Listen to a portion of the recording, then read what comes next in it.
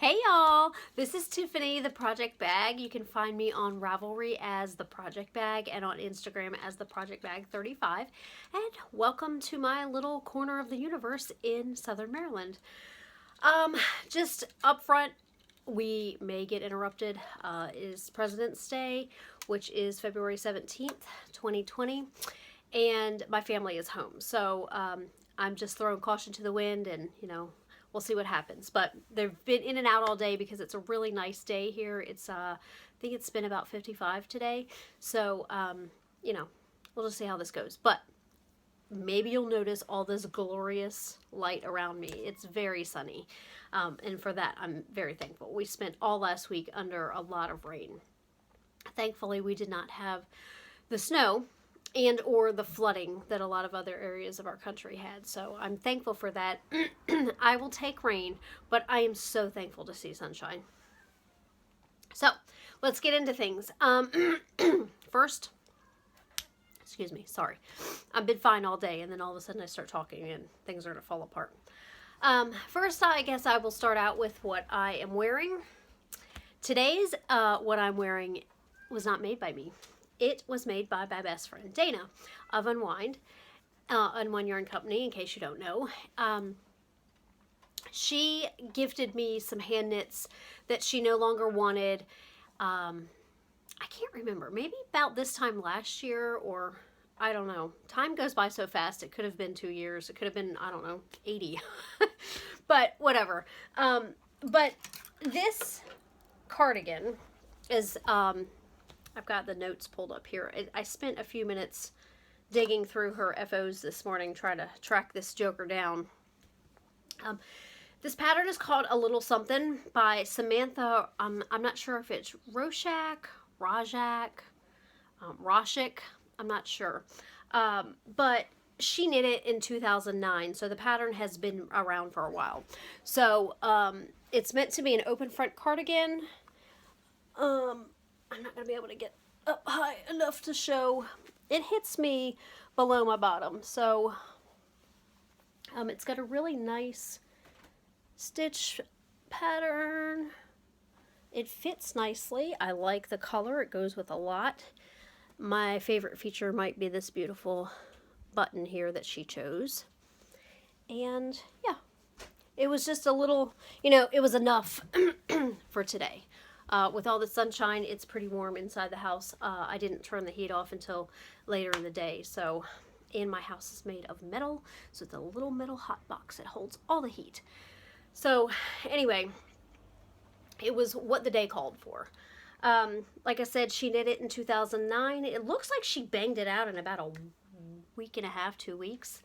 And this was knit at the 34-inch bust size. I haven't measured myself recently, but that seems about right. Who knows? Aging, things are getting all wacky. Dream and Color Classy is what she used. 2 skeins, which was 500 yards. And the colorway is called Deep Sea Flower. And Dream and Color Classy is 100% merino. I believe that it is superwash merino, but you're not going to get, I know the lighting is kind of, sunshine. Woohoo! Sunshine. But anyway, it's, like I said, it's what the day called for, and I really like it. And I tracked down a Leah Sophia necklace that I had in my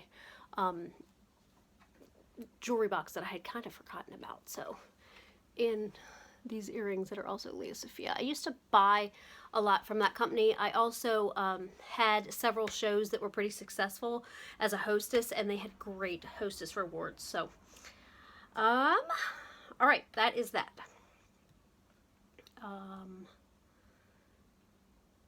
Yeah, it looks like that pattern sells for $4 on Ravelry, and it was published in June of 2009. So Dana must have jumped on this pretty quickly after it was published. And is written for bust sizes 32 to 44. So, that is that. That's what I'm wearing. Okay. In process. I still have the sweater for my future daughter-in-law. It is going swimmingly. I've decided to go ahead. I've used 3 skeins of yarn for the body, and I've decided to go ahead and stop knitting the body and jump into the sleeves so that I can get those out of the way. This is, oh my gosh, it's a hot mess. It's all tangled up and everything. Well, I thought I had everything prepared to start this, but here we go. Okay, so this little snowflake marker is where I was the last time I showed this, so I've come quite a long way. I've tried it on. There's a project on a picture on my project page that shows where I stopped knitting the body. I think right now it's hitting me at a little below my natural waist. So what I've decided to do is, she likes a little more ease. I think I mentioned that the last time than I do. So I think that I'm going to maybe add a few increases in, but it's just a really pretty sweater. I realize right now that I didn't tell you what the pattern was, and I'm just assuming you were with me last time, and maybe you were not. This is the Bloomsbury pattern. It was written by Svetlana Volkovna. I have a very accurate Ravelry page, and I probably should have pulled it up. Svetlana Volkova, yes. Bloomsbury. It's written for worsted. I'm knitting it in DK. This is Swish, Knit Pick Swish DK in the Bordeaux colorway.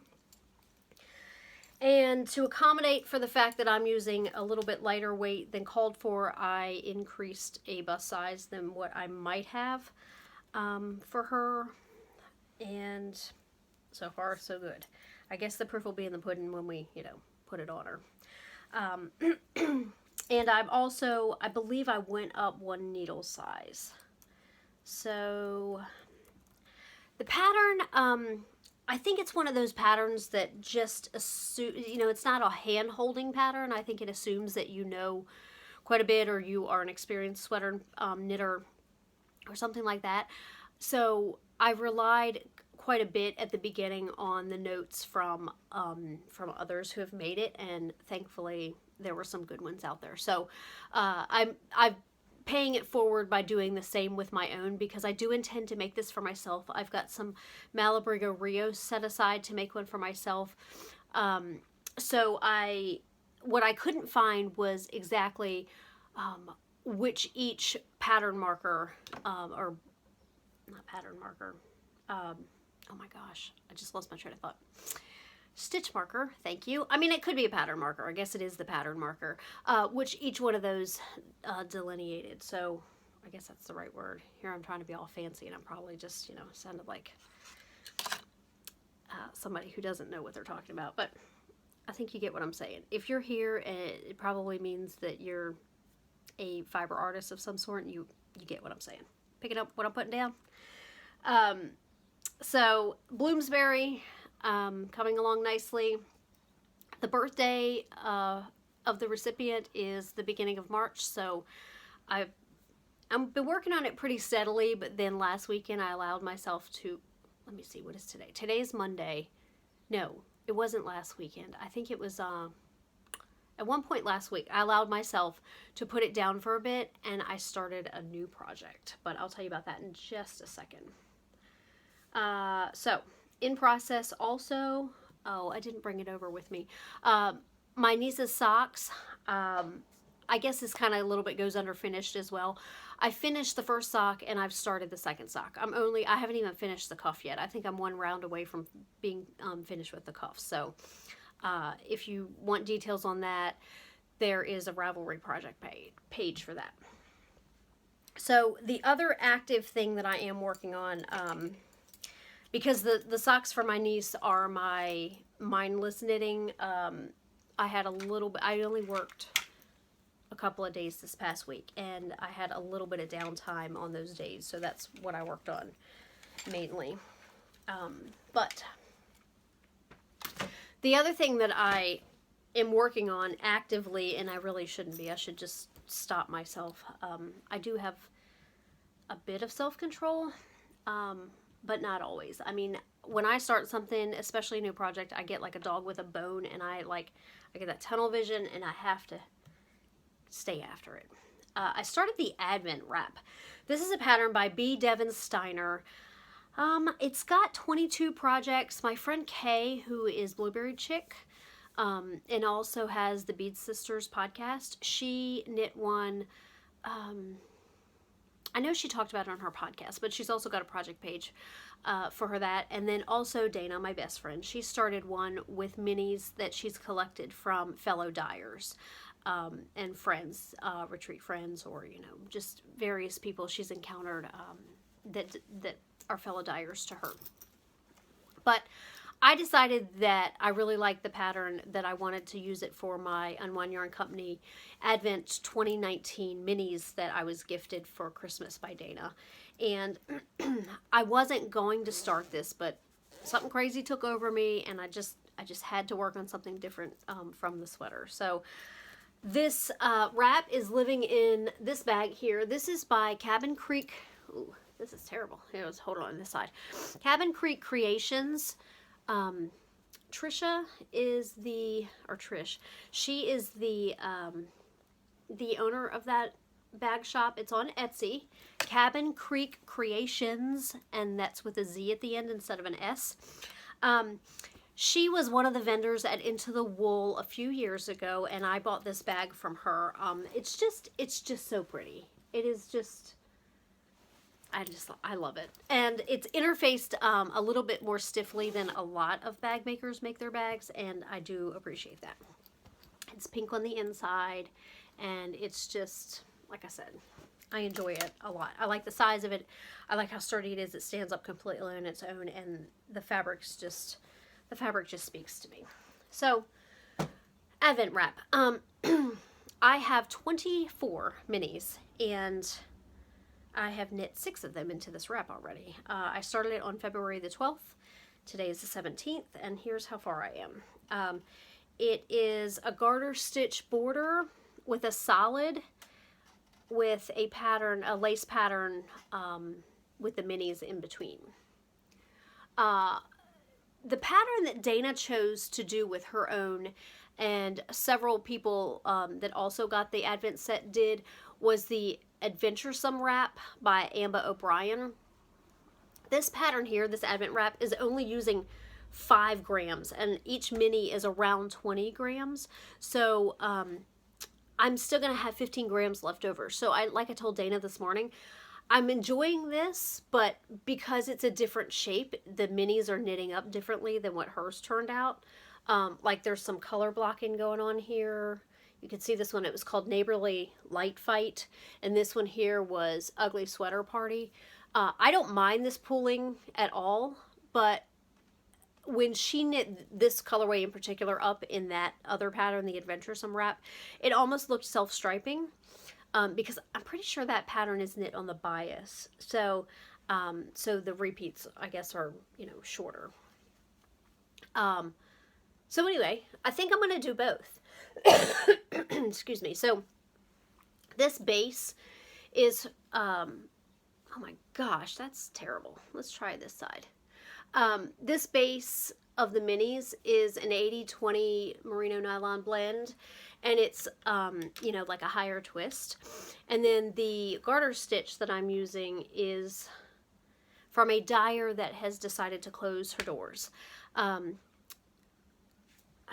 Bean and Bam hand-dyed yarn, and it is the base that a lot of indie dyers use, that's 75-25 merino nylon, and it's more like a light fingering.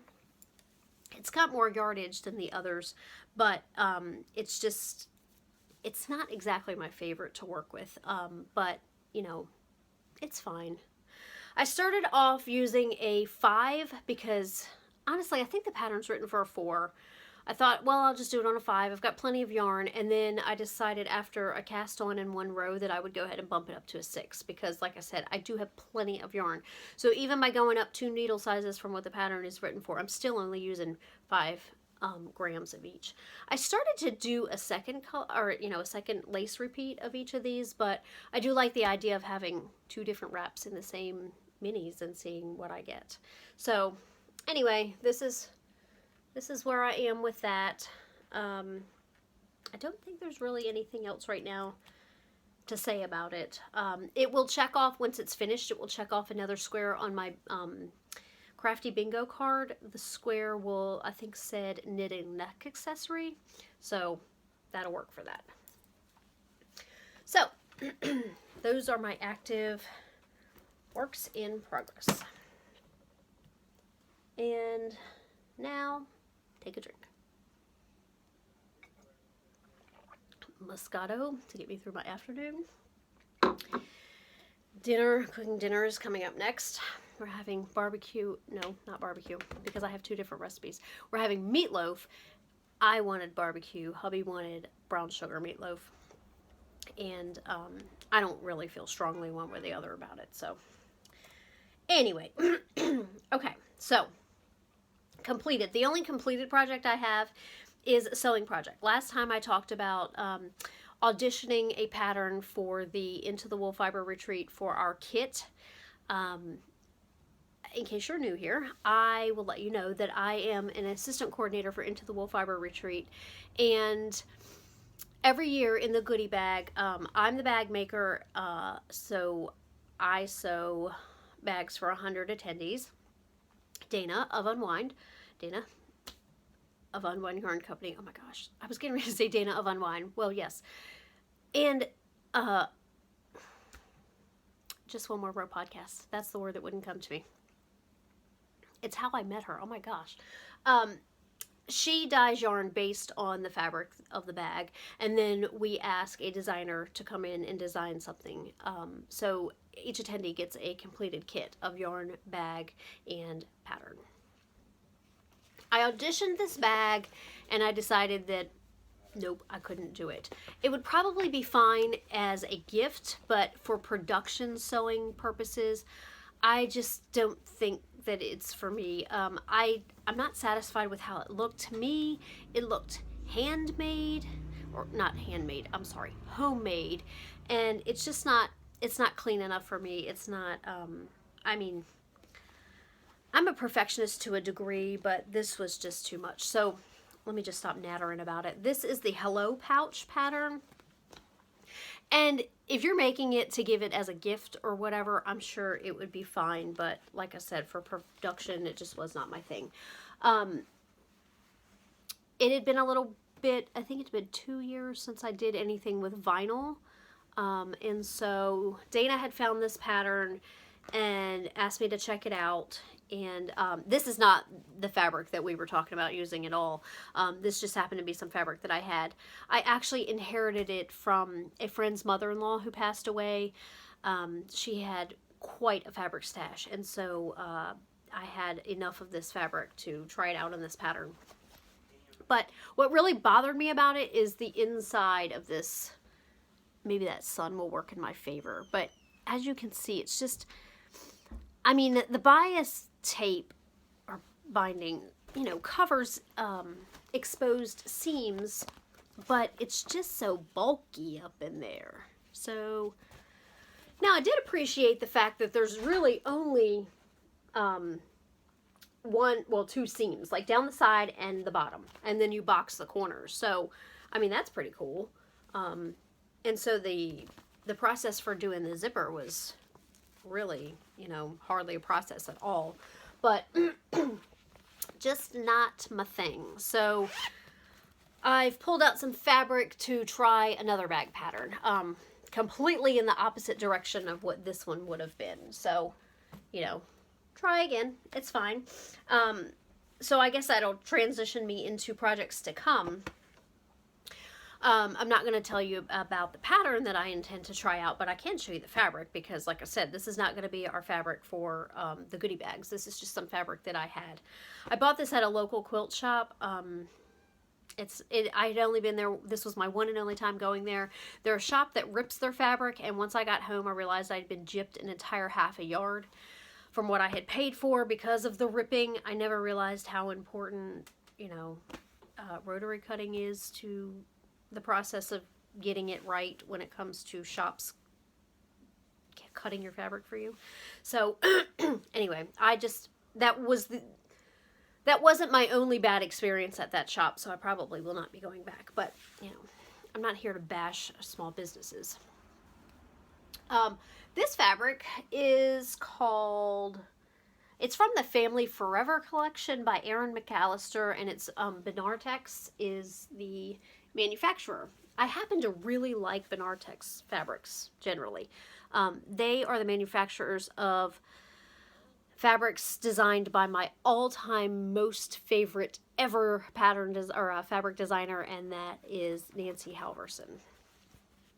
But anyway, I've got that, and then for the lining, I've just got this. This is Northcott is the manufacturer for this, and I think it'll be a pretty dude, this lighting. I gotta remember to stay on this side. So yeah. So I actually have two patterns that I'm gonna try out, and I'm gonna use that fabric for both of them, and we'll see how it goes. The other things that I've got coming up that I really would like to, I actually probably would have already cast this on, except I couldn't track down any acrylic yarn.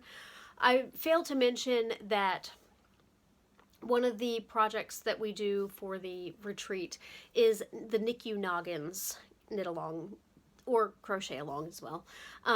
We encourage attendees to make NICU hats, baby hats, preemie hats, newborn size hats, to be donated to the T.C. Thompson NICU in Chattanooga. For the last 3 years, yes, this is going into the fourth. Gosh, time is going by so fast.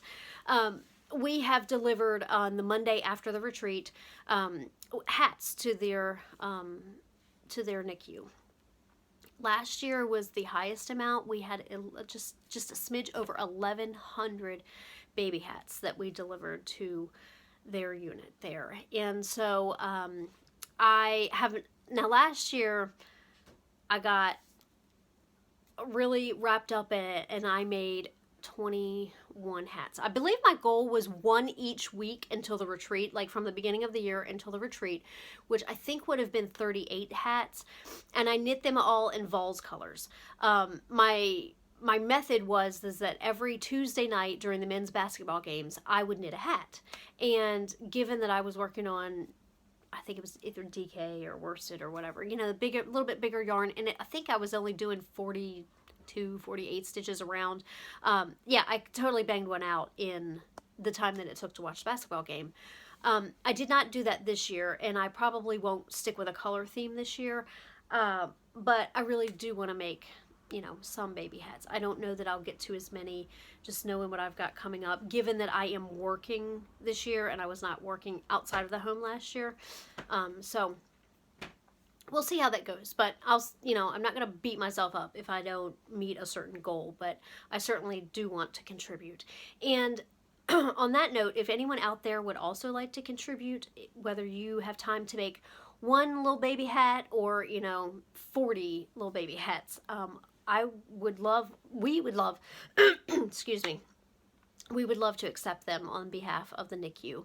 So if you are interested in that, I will link in the show notes. There's a Ravelry group called the Project Bags Community. That's where I'm going to have some show notes. There will be a link to the Knit Along through a podcast group there. So, yeah, I hope I was coherent enough in explaining that. I also would like to participate in, excuse me, oh my God. Maybe I should take another drink. I also would like to participate in the Hats for Kiddos knit along. I have participated in the past. Daniela, who is Caffeinated Gert, you may know her.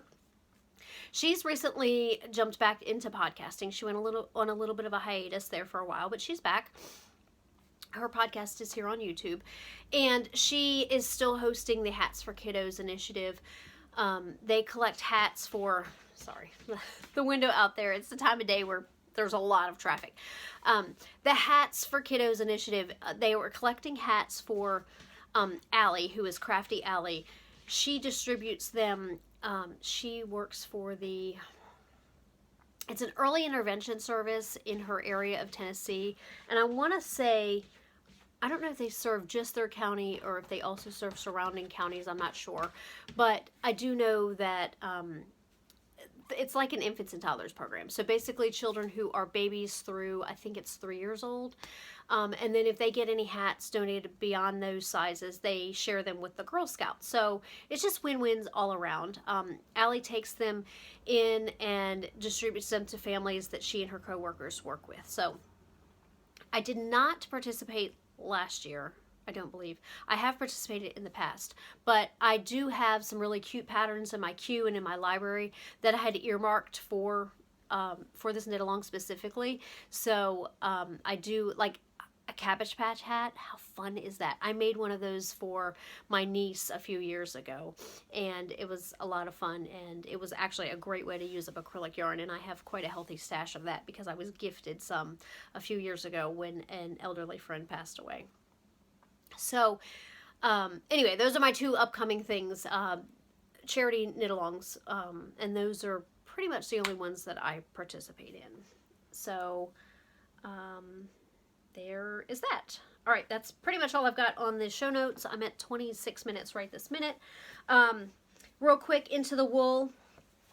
I will link all the information on the, I'm not going to belabor, everything this time because I've said it a couple times before, but if you are interested in attending a knitting / crochet / spinning, weaving, any kind of fiber arts retreat in the month of September in beautiful Middle Tennessee on a lake with some phenomenal fellow fiber artists,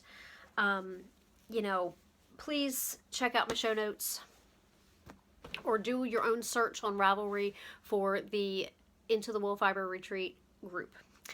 But as of right now, we have, I think it's 7 or 8 spots still available. So if you're interested, all the information that you could possibly need will be found in the group, which I will link in my own group as well. So the last thing is a fun fact about Southern Maryland, except this time it's not about Southern Maryland. It's about a place in Montgomery County, which isn't terribly far from here. But it was what I was scrolling something this morning and I came across this and I thought that it was just appropriate to share this today since, I didn't have anything else specifically in mind. This just reminded me. I got a dozen of these things for Valentine's Day for my husband and just thought it was something unique. But it's kind of blended in with this quilt top that's still a top and probably will remain to be a top for infinity. Okay, so most of you are probably familiar with the John Denver song Country Roads. Like if I say Country Roads, or if I say West Virginia, more likely, the song Country Roads is probably what you associate it with. Well, guess what I found out? It's not written about any country road in the state of West Virginia. It's written about one in Maryland. So, I'm going to just read this straight from here because I couldn't paraphrase it any better than, what the author of this story could.